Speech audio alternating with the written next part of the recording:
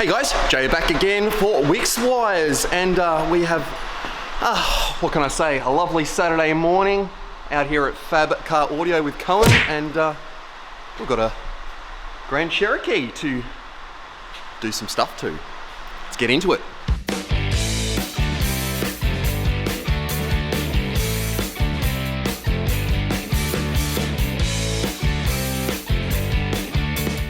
Why don't you go someplace where no one has ever been before?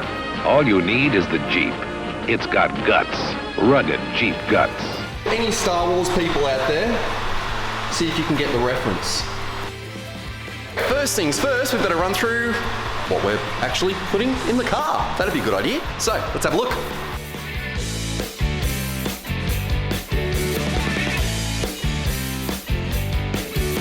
The heart of the system upgrade is our Helix V12.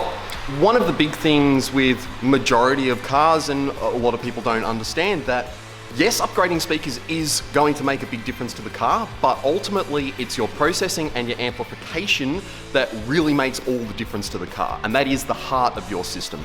In my opinion, generally when we start a system, you want to start with the core that's going to make the system whole and make it work 100%. And that, at this point in time these days, is a DSP. And we've been through this plenty of times before about how much difference DSPs make to a car. Obviously, that was going to be my first step for this. So at this point, this is going to be a bit of a staged installation. First things first is getting that DSP amplifier in here. So we're actually going to be running with the stock speakers for the time being, but what we're going to do is we're going to rewire everything, run it all fully active, so that obviously means we then have the opportunity to tune every single individual driver, which is going to be way better than what Jeep had ever planned for this system to sound like. So that's going to be interesting. Then the other big thing is we've got a Legatia 10-inch woofer to go back into the factory enclosure, and I've spent quite a bit of time modifying the factory enclosure that goes into the driver's side rear panel, basically strengthening it up.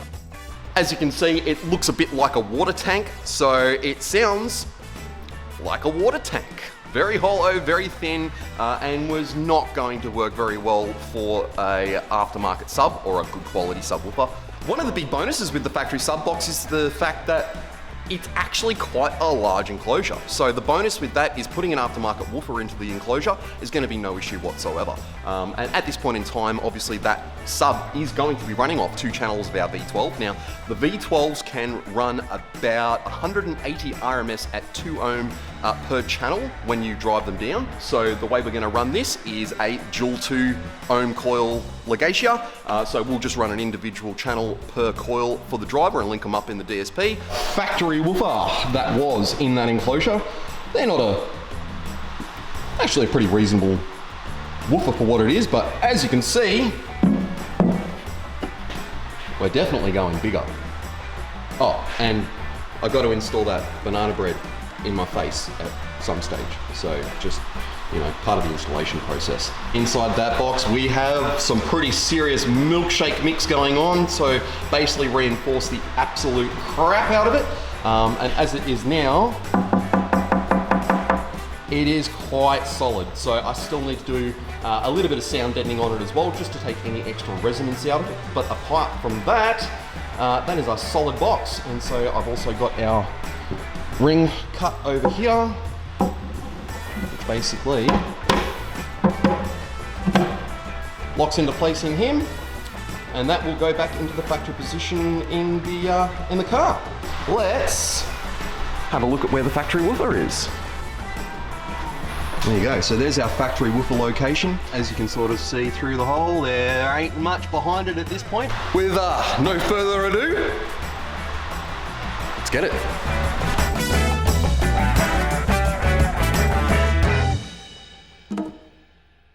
Right, we made a little bit of progress. We have a stripped down Jeep. See, all of that's out. Is our factory amplifier down in the corner here. We were going to try and get the V12 to fit in this location, but with the way that the panels are and the physical size of the V12, it's just not going to happen, unfortunately. But that's okay, we have a solution. Sub box is just temporarily sitting in there. I've got to obviously throw the panel in and start working out what I'm going to do to cut him out and get it looking pretty. But if you ever wanted to do a car and you wanted to do a 12-inch sub infinite baffle under a seat, as in a front seat, this is the car. Have a look at this big ass hole. That is absolutely huge. So yeah, that's pretty cool. But I mean, obviously the case is that we have a nice big cavity down here. So there's a plastic tub and a liner that fills up all of this area.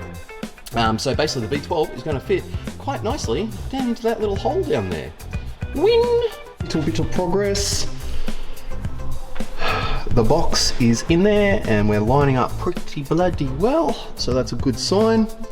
Next thing is I'm going to pull this panel back out again and then make a trim panel to go over the front, so it should work out nicely. Basically the sub will mount behind the panel and the panel will just sit over the top, so that should be mint. Alright, well I've started making up the trim panel, which is going to go on the front of the box, so now I've just got to do a little bit of 45 just to get it to sit right on the panel, and then we'll get our hole worked out, start making it look pretty.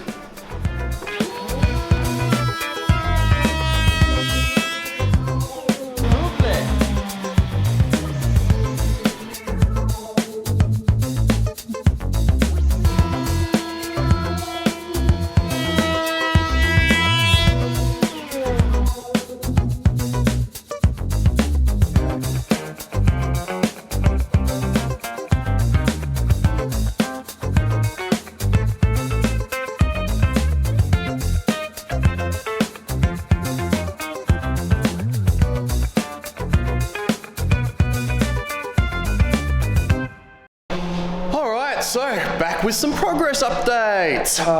Coen and I have been very, very busy getting all of this sorted out. We are getting close now. Let's have a look. We're still stripped down, but we have all of our wiring to the factory amplifier all sorted and run to the front of the car. I've pretty much sorted out with the sub box, got some deadening and stuff in this rear panel just to try and stop any resonance. And as you can see, I know, panel sitting on an angle, but there's my trim piece that sits over just to house the sub. I'm obviously going to trim that in vinyl, but that is looking awesome. I'll throw a photo in here with it just as a mock-up stage, just to show you what it's looking like.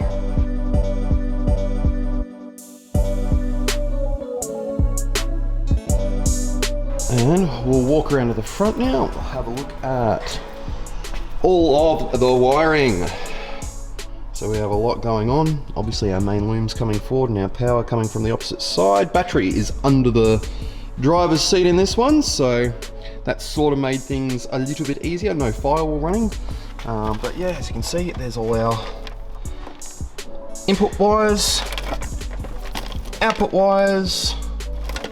So we're getting pretty close. Amp mounting is happening. The heck module is about to go inside the V12. And yeah, we're getting very close to audio. Woo! So basically with that Helix V12, obviously we've quite a lot of high level inputs.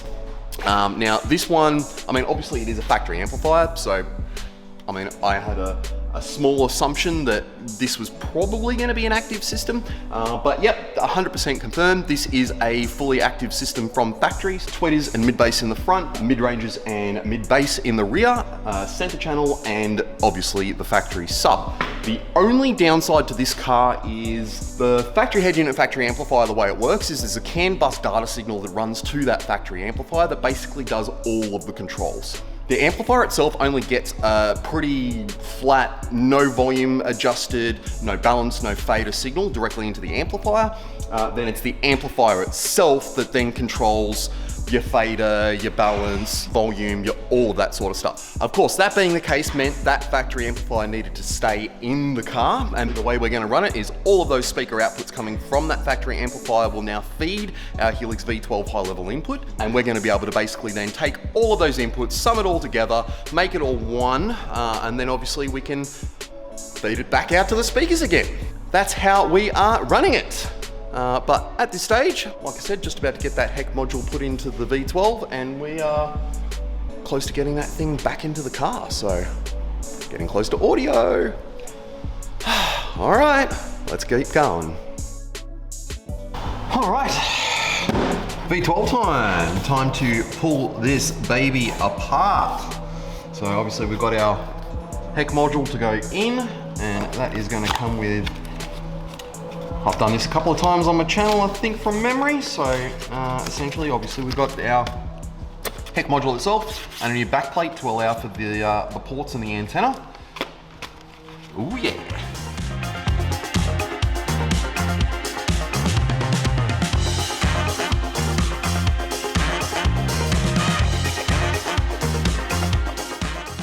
So as you can see, here is our heck port here. So our little heck with our header. Basically that is gonna go straight into here. There we go. Like I bought one.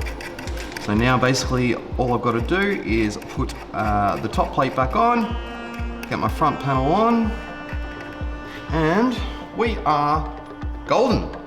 It's a pretty nice looking amp in there.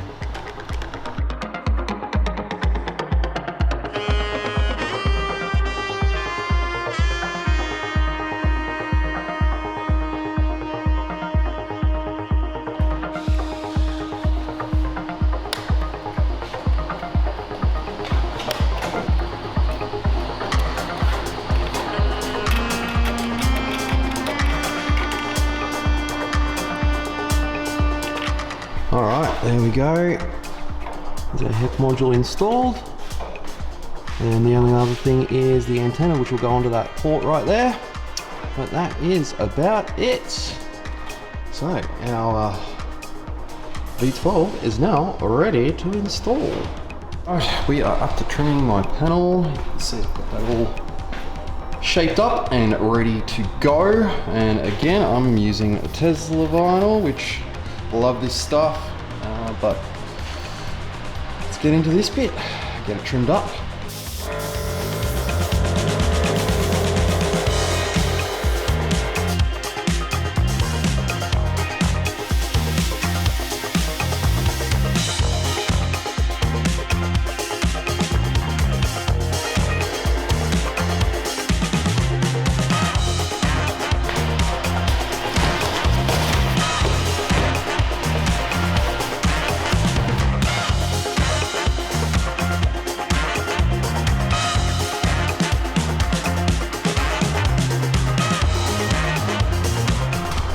All right, we are almost there. As you can see, the sub is back in. It looks pretty nice. Came out pretty sweet. Coen's just finished up getting the amp all wired up, so we are at the point of put it back together and tune the damn thing.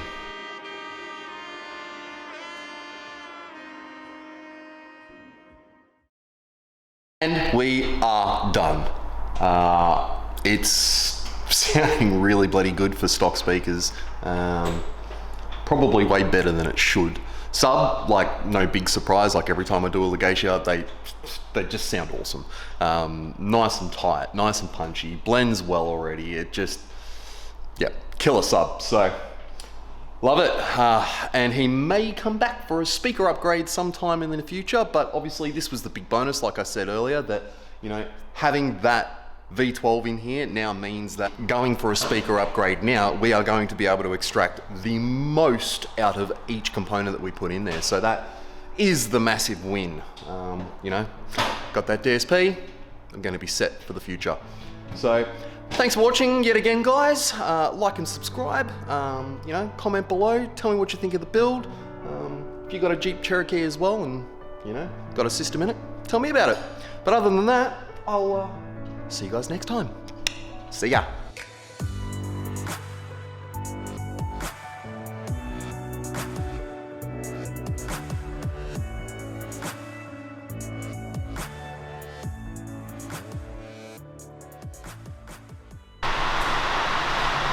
What the?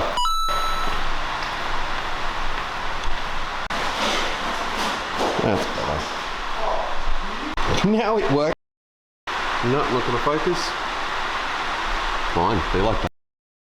I'm not gonna lie, for stock speakers, it is actually sounding really nice. Probably shouldn't have said